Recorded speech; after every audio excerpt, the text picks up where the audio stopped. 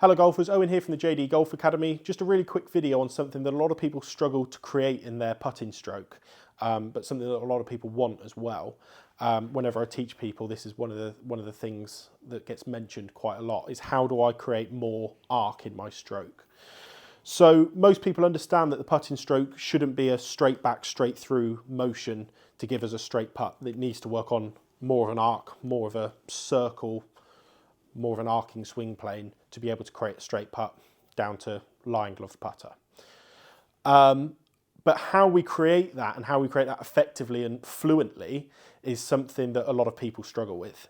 And one of the biggest things I think people struggle with it, or one of the biggest reasons why people struggle with it, is because it goes back to one of the sort of the oldest cliches in putting, and that's that we should use our shoulders a lot and rock our shoulders to move the putter.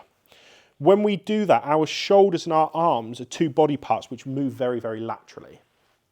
Okay, they're something that when we've got both hands in contact with the putter, in order for us to create any sort of rotation or any arc in the putting stroke, we've got to end up moving our arms. They get a lot of lateral weight shift. Just means we're going to be a lot more out of sync. There's going to be a lot more moving body parts, and it's going to be a bit more force. It's not going to be a one sort of fluid, consistent arc. That's where we need to have a bit more rotation in the body, which is something that not a lot of people look at in the putting stroke, is how we're actually turning and rotating from our torso and the upper part of our trunk. So when we're setting up, if we can rotate our top half a lot more, we start to create a really, really nice arc in our putting stroke. It starts to work a lot more fluidly. And it's a bit more consistent. It's not so shaky and wobbly. It's not like we've got to steer the putter. It will just happen.